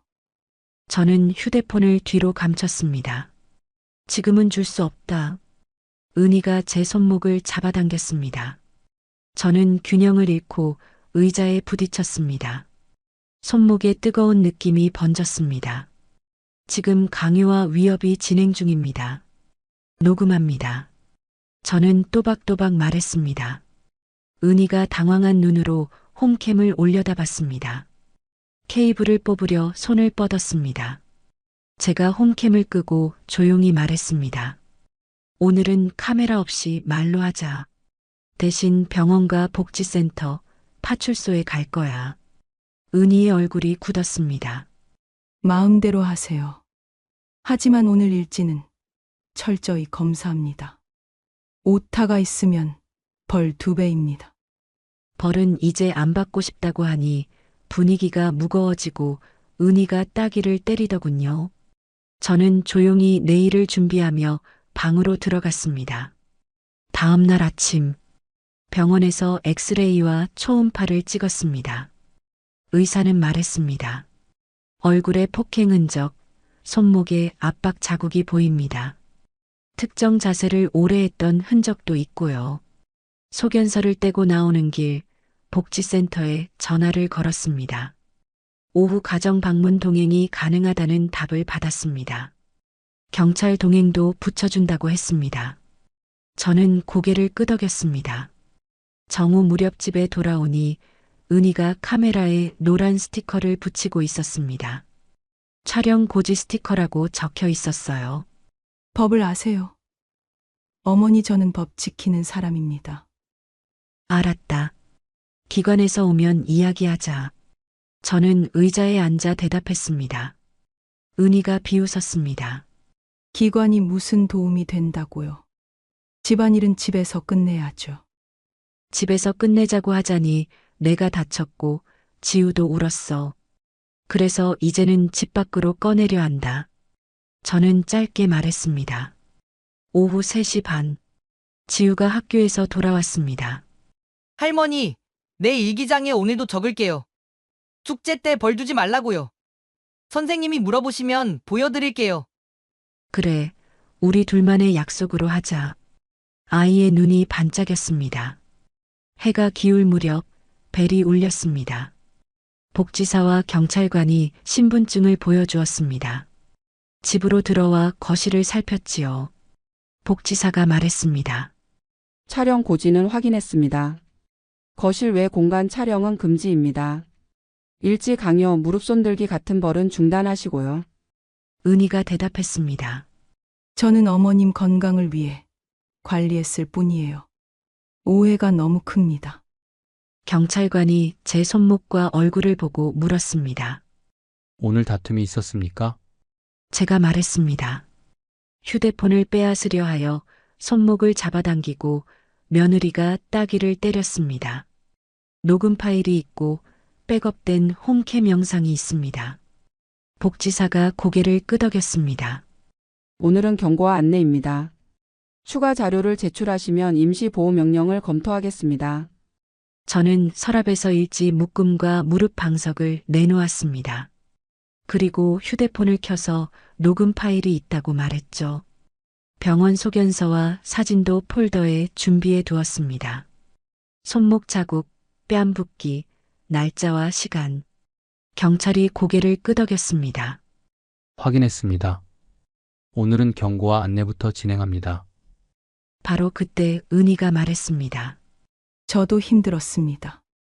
어머님이 일지를 자꾸 틀리시고 약도 헷갈리셨어요. 그래서 관리를 한 겁니다. 사랑이죠. 복지사가 차분히 물었습니다. 무릎 꿇기와 손들기는 왜 시켰나요? 공개 사과 영상은 왜 찍었나요? 건강 때문이었습니다. 자세 교정이고 어르신이 자꾸 잊으셔서요. 복지사가 저를 보며 물었습니다. 어르신 생각은 어떠세요? 저는 짧게 말했습니다. 벌은 고통이었습니다. 아이와 손님들 앞에서 사과 영상은 모욕이었습니다. 경찰이 메모를 하며 말했습니다. 노인학대 의심, 벌과 상시 감시는 중단 권고, 위반 시 즉시 조치하겠습니다. 은희 얼굴이 굳었습니다. 경찰이 카메라 앞에 서서 홈캠 각도를 확인했습니다. 화분 쪽으로 낮추세요. 사람의 얼굴을 계속 쫓아가는 설정은 끄세요. 접근 권한은 본인과 기관만, 기록은 필요한 장면만 보관하세요. 복지사가 4칸짜리 표를 꺼냈습니다. 오늘부터 지킬 것들입니다. 첫째, 벌 금지. 둘째, 일지 강요 금지. 셋째, 거실 외 촬영 금지. 넷째, 약 라벨 임의 변경 금지. 위반 시 여기로 연락 주시면 됩니다. 즉시 오겠습니다. 저는 펜을 들어 제 이름을 먼저 썼습니다. 김순영. 아들 동찬이가 이어서 서명했습니다. 마지막 칸에 은희도 해야 했습니다. 그녀는 한참 종이를 보더니 천천히 사인을 했습니다. 잠깐 고요가 흘렀습니다. 고요 속에서 은희가 갑자기 고개를 들더니 말했어요. 그러면 지금 여기서 어머님이 사과 한 줄만 남기시죠. 손님들 앞에서 분위기를 깼더니 영상은 안 찍겠습니다. 말로만 받겠습니다. 경찰이 손을 들었습니다. 지금은 조치 중입니다. 사과 요구는 중단해 주세요. 은희 눈이 매서워졌습니다. 집안일입니다. 저도 말할 권리가 있어요. 복지사가 짧게 답했습니다. 오늘부터는 절차가 먼저입니다. 집안일이더라도 법의 선이 있습니다. 그 선을 넘지 않게 하시죠. 은희가 말이 막히자 표적을 바꾸려는 듯 싱크대로 갔습니다. 약 봉지를 꺼내 라벨을 뒤적이더니 한 줄을 덧붙였습니다. 점심약 12시에서 3시로 변경. 관리의 효율을 위해. 저는 즉시 사진을 찍어 시간과 함께 저장했습니다. 경찰이 지켜보다가 말했습니다. 지금은 변경은 금지입니다. 원래대로 돌려놓으세요. 약은 의사와 본인 동의가 있어야 바꿀 수 있습니다. 은희 손이 굳었습니다. 라벨이 종이 위에서 부스럭 소리를 냈습니다. 작은 소리였지만 집안 공기는 더욱 어색해졌습니다. 그때 지우가 학교 가방을 메고 들어왔습니다. 상황을 보더니 제 옆으로 와 앉았습니다. 숙제 공책을 펼치고 별 스티커를 꺼냈죠. 할머니, 오늘은 이 별을 카메라 옆에 붙일게요. 지키는 별이래요. 복지사가 엷은 미소를 띄었습니다. 정리를 마치고 복지사와 경찰이 나가려는데 은희가 갑자기 제 쪽으로 성큼 다가왔습니다. 휴대폰은 검사하겠습니다. 오늘 새벽에도 몰래 접속하셨죠. 비밀번호는 저만 아는 건데요. 경찰이 한 발 앞으로 나섰습니다. 휴대폰 강제 제출 요구는 안 됩니다. 접근 기록은 업체를 통해 보존하겠습니다. 오늘 어머님 기기에 손대지 마세요. 은희가 뒤로 물러섰습니다. 눈빛이 흔들렸습니다. 은희의 흔들림이 처음으로 눈에 보였어요. 저는 숨을 깊게 들이마셨습니다. 현관문이 닫히고 집이 조용해졌습니다. 합의문이 식탁 위에서 말없이 우리를 보고 있었습니다. 저는 그 종이를 사진으로 찍어 전자공증 앱에 올렸습니다. 타임스탬프가 딱 하고 붙었습니다. 19시 41분 8초. 시간이 기록되었습니다. 저는 잠시 뒤 변호사에게 메시지를 보냈습니다. 가정 방문 확인. 합의문 확보. 내일 오전 임시 보호 명령 신청하겠습니다. 홈캠 로그 보전도 같이 넣겠습니다. 네, 알겠습니다. 저는 바로 답장을 보냈죠. 내일 오전 법원, 오후에는 은행에 가보겠습니다. 변호사에게 문자를 하고 나니 마음이 한결 가벼워졌습니다. 밤이 깊자 은희의 발소리가 복도를 지나갔습니다. 문틀의 별 앞에서 한번 멈췄다가 돌아섰습니다. 저는 스탠드를 끄기 전 일지를 펼쳤습니다. 오늘은 일지 대신 계획을 썼습니다. 복도 센서 등이 한 박자 늦게 켜졌다 꺼졌습니다. 늦게 켜지는 불빛이 더 친절할 때가 있습니다. 늦어도 도착하면 되니까요. 저는 이불을 가만히 끌어올리고 눈을 감았습니다. 내일은 무릎 대신 의자, 말 대신 절차로 진행할 겁니다.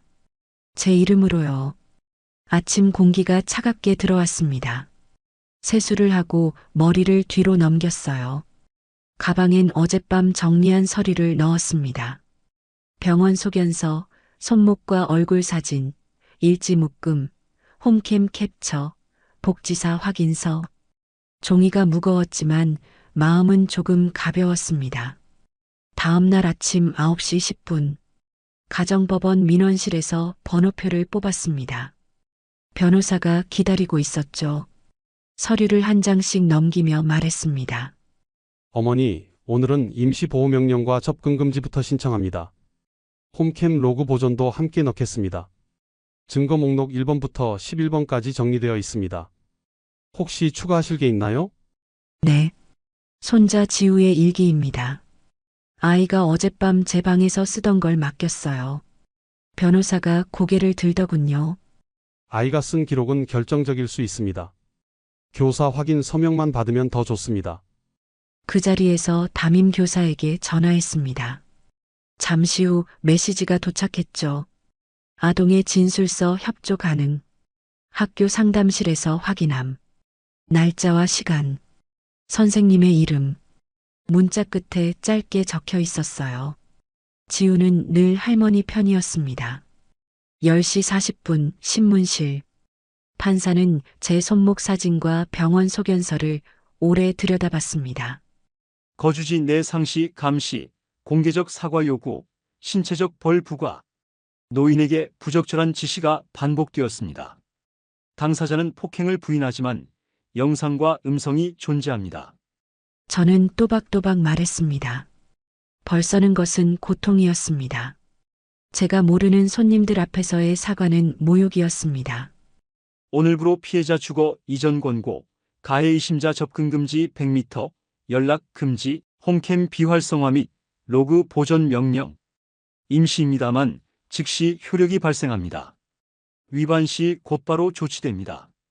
도장을 찍는 소리가 법정에 가볍게 울렸습니다. 저는 그 소리를 오랫동안 기억할 겁니다. 점심 무렵, 저는 은행으로 갔습니다. 남편이 주고 간 작은 열쇠를 파우치에서 꺼냈습니다. 창구 직원이 서랍 안에서 오래된 금속 상자를 꺼내 주었습니다. 상자 안엔 오래된 통장 하나와 봉투가 있었습니다. 봉투 앞면엔 짧게 쓰여 있었습니다. 준영아, 이 돈은 꼭 너를 위해 써야 해. 저는 그 자리에서 계좌를 재정비했습니다. 제 명의의 단독 계좌 하나, 접근 권한은 저와 변호사뿐. 오후엔 공증 사무소로 갔습니다. 변경된 유언장에 서명을 했죠. 그 자리에서 부동산 중개인과 통화도 마쳤습니다. 매물은 24평형 6억 9천. 취득세와 수수료까지 해도 아직 제게는 돈이 남았습니다. 집으로 돌아가기 전 저는 복지사와 경찰에게 연락했습니다. 주거 이전을 위해 동행을 요청했죠. 오후 5시 현관문 앞에 선 세 사람의 발걸음 소리가 촘촘하게 겹쳤습니다. 현관을 열자 은희가 서 있었습니다. 눈빛은 어제와 달랐습니다. 어제의 흔들림 대신 빠르게 계산하는 표정이었습니다. 어머니, 무슨 쇼를 하시는 건가요? 집안일은 집안에서 끝내자고요. 경찰관이 조용히 말했습니다. 오늘부터는 법의 절차가 먼저입니다. 임시 보호 명령이 발부되었습니다. 접근 금지와 연락 금지. 홈캠은 즉시 비활성화하고 로그는 확보하겠습니다. 은희가 제 어깨를 지나 싱크대 쪽으로 걸었습니다. 홈캠 본체의 플러그를 붙잡더니 내려다봤죠. 어젯밤처럼. 그러나 오늘은 달랐습니다. 경찰관이 조심스럽게 그녀의 손을 막아 세웠습니다. 손대지 마세요. 증거물입니다. 저는 방으로 들어가 천천히 짐을 챙겼습니다. 낡은 목도리, 바느질 상자, 사진첩, 그리고 지우가 붙여준 노란 별 스티커 하나. 마지막으로 일지 묶음을 손에 들었습니다. 그 위에 펜으로 적었습니다. 오늘의 감상, 무릎 대신 의자로, 벌 대신 절차로. 현관으로 나오자 지우가 서 있었습니다. 학교에서 돌아온 얼굴. 아이가 제 손을 꼭 잡았어요. 할머니, 별 하나 더 드릴게요. 오늘은 2개가 지키는 날이래요. 알았다. 별과 별 사이에 내가 서 있을게. 너 대신 내가 크고 단단하게. 엘리베이터가 내려가고 문이 닫힐 때 은희의 목소리가 좁은 틈을 타 흘렀습니다. 소송하면 다 끝날 줄 아세요. 어머님 아들 동찬이도 제 편입니다. 엘리베이터 틈에서 흘러나온 목소리는 짧고 날카로웠습니다. 끝까지 가보자는 투였죠. 저는 눈을 감고 한 번 숨을 길게 들이마셨습니다. 오늘부터는 무릎을 꿇지 않겠다고 스스로에게 다시 말했어요. 저는 새로 계약한 집으로 가보았습니다. 새 거처는 병원과 노인복지관에서 가까운 오피스텔로 구했습니다. 창문을 열자 차가운 바람이 커튼을 밀었습니다. 침대 머리맡엔 자료처리, 책상 위엔 작은 스탠드와 공증 도장이 나란히 서 있었죠. 저는 하루를 마무리하며 기록을 남겼습니다. 며칠 후 아침 10시 20분. 법원 조정실 앞 복도 공기가 눅눅했습니다. 번호를 부르는 전광판이 깜빡이고 소환장을 든 사람들이 어깨를 좁혔습니다. 제 차례가 끝나고 문을 나서는데 맞은편 의자에서 동찬이와 은희가 동시에 일어섰습니다. 은희 손에는 조정기록 사본이 들려 있었고 맨 앞장에 끼워둔 서류 모서리가 바스락거렸습니다. 은희가 먼저 다가왔습니다. 은희의 눈이 저의 서류와 제가 메모해 놓은 것들을 바라보고 있었습니다. 손가락 끝이 파르르 떨렸습니다. 어머니, 이게 뭐죠? 주택 매매 잔금 6억 9천 이체 확인. 변호사 선임 및 포렌식 비용 일괄직. 어떻게 이럴 수 있나요? 우리 몰래 이만한 돈이 있었다고요. 동찬이가 뒤늦게 제 옆으로 섰습니다. 얼굴빛이 어제보다 창백했습니다. 목젖이 한번 크게 움직였습니다. 엄마, 진짜야? 아버지가 남긴 돈이 이만큼이었다고. 왜 한마디도 말 안 했어? 우리가 어려웠을 때도. 은희가 서류를 흔들었습니다. 조정 기록에 적힌 숫자들이 흔들릴 때마다 형광펜 선이 깜빡였습니다. 주거 분리 1년. 접근 금지 연장. 임대차 특약에 피신청인 출입 금지. 어머니, 이건 복수가 아니라 처벌이에요. 우리를 집에서 밀어내시겠다는 거잖아요. 어떻게 가족한테 이럴 수 있죠? 동찬이가 제 눈을 똑바로 보지 못했습니다. 시선을 바닥으로 떨구고 신발 끝을 맞추더니 작은 소리로 말했습니다. 그래도 엄마, 왜 나한테는 말했어야지? 나는 복도 스피커에서 다음 조정실 호명이 뚝 끊겼습니다. 잠깐의 정적이 생겼습니다. 그 틈에 사람들 발소리, 종이 넘기는 소리, 먼 기침 소리가 겹쳐 들렸습니다. 저는 천천히 숨을 들이마시고 목 뒤에 붙어있던 머리카락을 정리했습니다. 차갑게 식은 땀이 손바닥으로 내려왔습니다. 은희가 한 걸음 더 들어왔습니다. 향수 냄새가 강해졌습니다. 아버님 돌아가시고도 이렇게 오랫동안 감추신 거예요. 그 돈으로 우릴 시험하셨다는 거죠. 홈캠 문제로 화가 나셨다 해도 10억은 선을 넘은 겁니다. 가족을 상대로 이런 판을 짜고 변호사까지 붙이고 부동산까지. 어떻게? 동찬이가 그 말을 막고 싶다는 듯 손을 들었다가 내렸습니다. 손등에 핏줄이 도드라졌습니다. 엄마, 정말로 왜였어? 아버지 유산이면 우리가 같이 상의했어야지. 나도 지우 아빠야. 엄마 아들이고. 저는 고개를 들었습니다. 그리고 낮은 목소리로 말했죠. 내 아빠가 마지막 날 내 손에 열쇠와 종이를 쥐어주었다. 결심이 설 때까지 누구에게도 말하지 말라고 했어. 그리고 이 돈은 날 위해 쓰라고 했다. 며느리 내가 홈캠으로 감시를 하고 일지를 쓰게 하고 벌을 세운 그날부터 마음을 먹었다. 이 돈으로 집도 사고 날 위해 돈을 쓰기로. 은희 얼굴이 굳었습니다. 입술에 힘이 들어가며 색이 옅어졌습니다. 서류가 손끝에서 더 크게 떨렸습니다. 그럼 결국 나 때문에. 그래서 10억으로 우리를. 말끝이 흐려졌습니다. 말이 비어있는 자리로 기류가 스며들었습니다. 동찬이 그 빈자리를 오래 바라봤습니다. 눈동자가 반쯤 젖어 있었고 입술이 열렸다 닫혔습니다. 엄마, 나 알아. 내가 봤어야 했어. 근데도 말 없이 여기까지 온 건 마음이 아프다. 우리가 모른 채로 엄마가 혼자 다 준비한 게. 은희가 숨을 크게 들이마셨습니다. 억지로 평정을 눌러놓은 톤이었습니다. 좋아요. 법으로 가겠다 하셨으니 우리도 절차로 보겠습니다. 다만 기억하세요. 가족끼리 이렇게까지 숨기는 건 아니에요. 어머니. 은희가 몸을 돌렸습니다. 굽 높은 구두 소리가 복도 타일에 짧게 튕겼습니다. 동찬은 그대로 자리에 남았습니다. 손을 바지 주머니에 넣었다 빼고 다시 넣었습니다. 손끝이 허공에서 방향을 잃은 사람처럼 떨렸습니다. 엄마, 나 지금은 무슨 말을 해야 할지 모르겠어. 동찬이 눈을 감았다 뜨더니 두 손으로 얼굴을 문질렀습니다. 미간에 깊은 주름이 생겼다가 펴졌습니다. 동찬이는 한 발 물러서 복도 끝을 향해 걸어갔습니다. 걸음은 느렸고 어깨는 처져 보였습니다. 남겨진 공기에는 종이 냄새와 소독약 냄새가 섞여 있었습니다.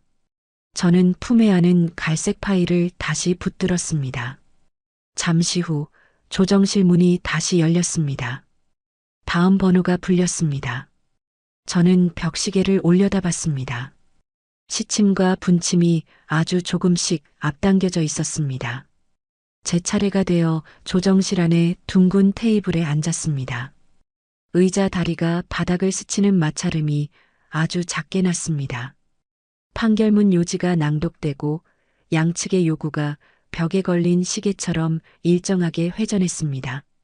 제 요구는 간단했습니다. 정신적 손해에 대한 배상 공개 사과문 제출, 벌 금지 각서, 주거 분리 1년. 은희 측은 과하다고 했고 저는 하나를 추가했습니다. 새집 임대차 특약, 접근 금지 대상자의 출입 금지, 위반 시 즉시 해지. 내 집에서 내가 만든 규칙이었습니다. 조정위원은 서류를 한 장씩 넘기며 정리했습니다.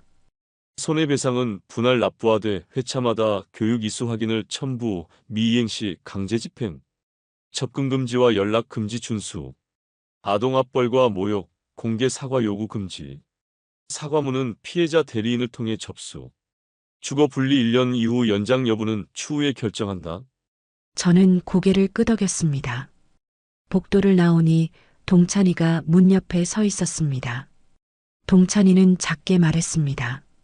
엄마, 내가 더 일찍 봤어야 했어요. 저는 고개를 끄덕였습니다. 그럼 오늘부터 봐라 라는 뜻으로요. 내가 직접 쓰는 일지로. 지우의 일지는 지우가 쓰고 너의 일지는 내가 쓰는 것이다. 누구의 펜도 빼앗지 않는 집이 되자. 그는 길게 숨을 내쉬고 말했습니다.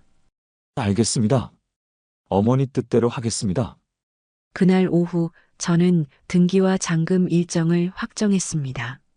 중개사는 놀랄 만큼 신속했고 특약 조항을 꼼꼼히 확인했습니다. 조정이 끝나고 며칠 후 동찬이에게서 전화가 왔습니다. 엄마, 저희 이혼하기로 했어요. 전화 너머 아들의 목소리가 무겁게 가라앉아 있었어요. 예상했던 일이었지만 실제로 듣고 나니 가슴 한편이 아려왔습니다. 언제 결정한 거니? 어젯밤에요. 은희가 먼저 말했어요. 더 이상 같이 살 수 없다고, 엄마 일로 집안이 완전히 갈라졌다고요. 저는 창밖을 바라보며 한숨을 내쉬었어요. 새 집 앞마당에 심어둔 장미 한 그루가 바람에 흔들리고 있었습니다. 지우는 어떻게 하려고? 지우는 제가 키울게요. 은희도 동의했어요. 사실 은희는 아이 키우는 걸 부담스러워 했거든요.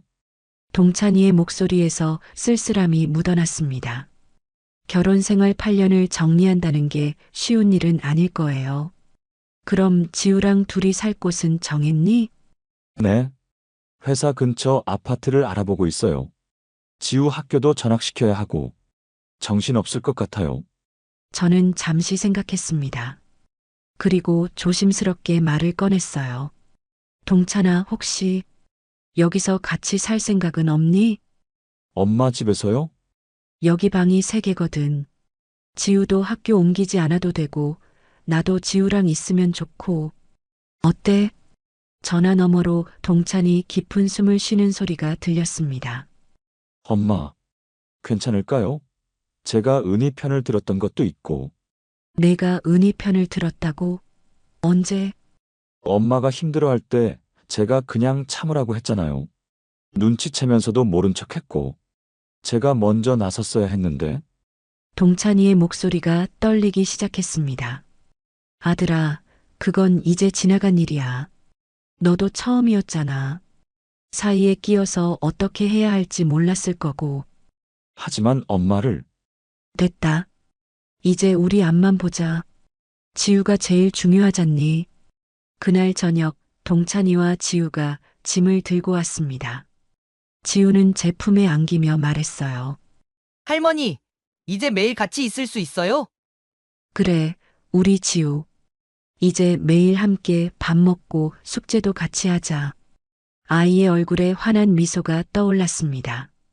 오랜만에 보는 진짜 웃음이었어요. 동찬이는 짐을 정리하며 조심스럽게 물었습니다. 엄마, 제가 여기 있어도 괜찮죠? 생활비도 제가 낼게요. 생활비는 걱정 말고 그냥 지우 잘 키우는 것만 생각해. 그게 제일 중요해. 이혼 절차는 생각보다 빨리 진행됐습니다. 은희가 협조적이었거든요. 재산 분할도 최소한으로 하고 양육권은 동찬이에게 모두 넘겼습니다. 그 과정에서 은희가 한번 찾아왔어요. 혼자서요. 어머니와 마지막으로 할 말이 있어서 왔습니다. 거실에 마주 앉으니 어색한 공기가 흘렀습니다. 은희의 얼굴은 많이 야위어 있었어요. 제가 잘못했습니다. 진심으로 사과드려요. 저는 고개를 끄덕였습니다. 알고 있어. 너도 처음이었을 거야. 시어머니를 모시는 게. 아니에요. 변명의 여지가 없어요. 어머니를 사람이 아니라 관리해야 할 대상으로 봤던 것 같아요. 홈캠으로 감시하고 벌을 주. 지금 생각해보니 정말 끔찍한 일이었어요. 은희의 눈에 눈물이 맺혔습니다. 왜 그랬던 걸까? 나한테. 처음엔 정말 어머니 건강을 챙기고 싶었어요. 약도 제 시간에 드시라고. 일지도 쓰시라고. 그런데 언제부턴가 그게 통제가 되어 버렸어요. 제가 정해놓은 기준에 어머니를 맞추려고만 했죠. 그래도 너무 심했어. 특히 지우 앞에서는. 그게 제일 죄송해요. 지우에게 할머니를 무시해도 된다고 가르친 거나 마찬가지잖아요. 저는 찻잔을 들며 말했어요. 이제라도 깨달았으니 다행이야. 앞으로는 다른 사람에게 그러지 마. 네. 상담도 계속 받을 거예요. 분노 조절 교육도 끝까지 마치고요. 은희는 가방에서 봉투 하나를 꺼냈습니다. 이건 지우 양육비예요. 매달 보낼게요. 제가 못해준 엄마 역할이라도 돈으로는 책임지고 싶어요. 고마워. 지우를 위해 잘 쓸게. 은희가 일어서며 마지막으로 말했습니다. 어머니, 정말 죄송했습니다. 그리고 10억으로 당신만의 자유를 찾으신 거 어떻게 보면 멋있어요. 그런 평가를 받을 줄은 몰랐는데 조금 놀라웠습니다. 문을 나서며 은희가 돌아보았어요. 동찬이와 지우 잘 부탁드려요. 그럴 거야. 걱정 말고 너도 새 출발 잘해. 현관문이 닫히고 나서야 저는 깊은 숨을 내쉬었습니다. 이제 정말 모든 게 끝났구나 싶었어요. 그날 저녁 동찬이와 지우와 함께 삼겹살을 구워 먹었습니다. 지우가 상추에 고기를 싸며 말했어요. 할머니, 이제 뭘 안 받죠? 당연하지. 이제는 우리가 서로를 존중하는 집이야. 존중이 뭐예요? 서로를 소중하게 여기는 거야. 할머니도 지우를 소중하게 생각하고 지우도 할머니를 소중하게 생각하는 거. 그럼 아빠도 소중하게 생각해요. 그럼 아빠가 제일 소중하지. 동찬이가 웃으며 지우의 머리를 쓰다듬었어요. 우리 지우가 제일 소중해. 그 순간 저는 깨달았습니다. 이게 진짜 가족의 모습이구나. 서로를 통제하려 하지 않고 벌을 주지도 받지도 않고 그냥 있는 그대로 사랑하는 것. 밤이 깊어 지우를 재우고 나서 동찬이와 둘이 차를 마시며 이야기했어요. 엄마, 정말 고생 많았어요. 너도 힘들었을 거야. 아내와 엄마 사이에 끼어서. 솔직히 말하면 저도 은희가 무서웠어요. 성격이 워낙 강하니까 맞서기보다는 피하는 쪽을 택했죠. 그게 엄마한테는 더 큰 상처가 됐을 텐데. 이제 지난 일이야. 앞으로만 생각하자. 동찬이는 찻잔을 내려놓으며 말했습니다. 엄마, 아버지가 남겨주신 돈 정말 잘 쓰신 것 같아요. 자유를 사신 거잖아요. 그래. 내 아빠가 마지막에 해준 선물이었던 것 같아. 저는 창밖을 바라보며 남편을 떠올렸습니다. 세상을 떠나면서까지 저를 지켜주려 했던 남편의 마음이 이제야 온전히 이해됐어요. 다음 날부터는 정말 새로운 일상이 시작됐습니다. 아침에는 지우를 깨워서 학교 보내고 동찬이는 출근 준비를 하고 저는 아침 식사를 준비하면서 하루를 시작했어요. 홈캠도 없고 일지도 쓰지 않고 벌을 받지도 주지도 않는 집. 대신 저는 일기를 쓰기 시작했습니다. 제가 원해서 쓰는 일기를요. 오늘의 감상. 자유롭다는 것은 누구의 눈치도 보지 않고 의자에 앉아 차를 마시는 것이다.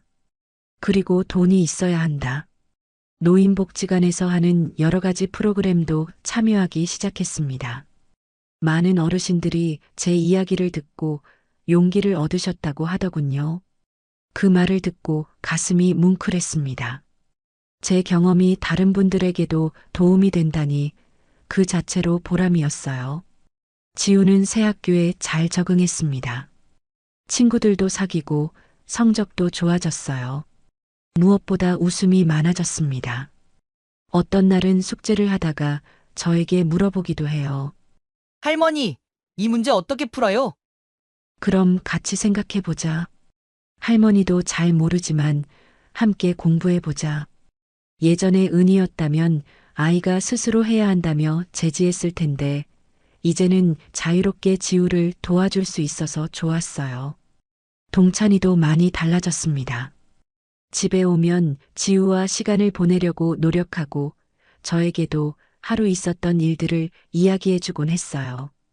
엄마, 오늘 회사에서 승진 얘기가 나왔어요. 정말 우리 동찬이 잘했네. 아직 확정은 아니지만요.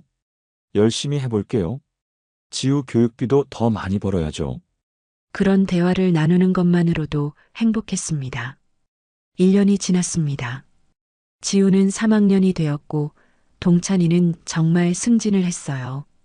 저는 노인복지관에서 정식으로 기록학교 강사가 되었습니다. 그리고 무엇보다 저희는 서로를 존중하며 살아가고 있어요. 어느 날 지우가 제게 물어봤습니다. 할머니, 예전에 무릎 꿇고 벌 받던데 기억나요? 기억나지?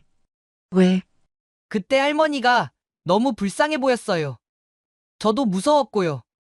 엄마가 할머니한테 그렇게 하는 게 맞는 건지 몰랐어요. 지우야, 그때 내가 할머니 편에서 줬던 작은 용기들 기억해.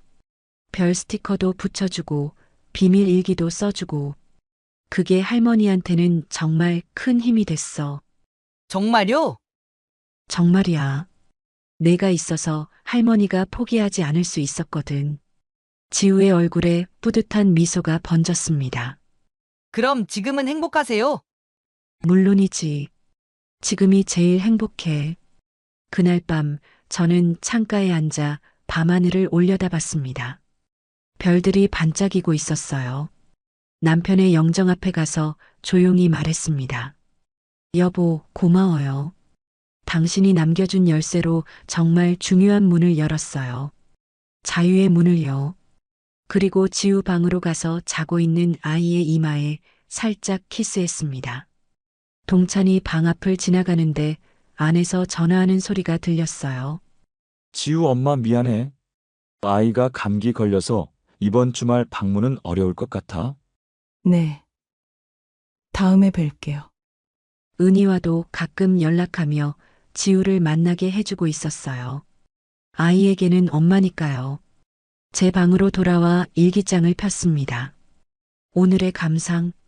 별은 어둠 속에서 더 밝게 빛난다. 우리 집의 별들도 그렇게 빛나고 있다. 창밖을 보니 지우가 붙여준 별 스티커들이 가로등 불빛을 받아 반짝이고 있었어요. 노란 별, 파란 별, 그리고 제가 나중에 붙인 빨간 별까지. 각각 다른 색이지만 모두 함께 빛나고 있었습니다. 저는 미소를 지으며 전등을 껐어요.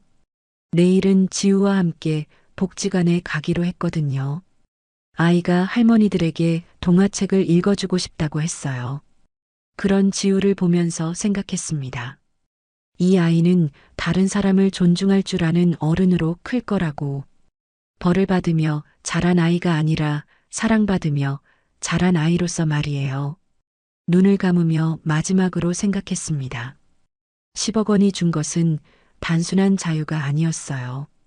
우리가 서로를 사랑할 수 있는 환경이었어요. 감시가 아닌 관심으로, 벌이 아닌 대화로, 통제가 아닌 존중으로 이어진 가족. 그것이 남편이 저에게 남겨준 진짜 선물이었던 거죠. 별들이 창문 너머로 반짝이는 가운데 저는 깊은 잠에 빠져들었습니다. 꿈속에서도 별들이 빛나고 있었어요. 여기까지가 제 이야기였습니다. 제 이야기를 끝까지 들어주셔서 감사합니다. 오늘 이야기 마음에 남으셨다면 구독과 좋아요, 댓글 부탁드립니다. 여러분의 응원이 필요합니다. 감사합니다.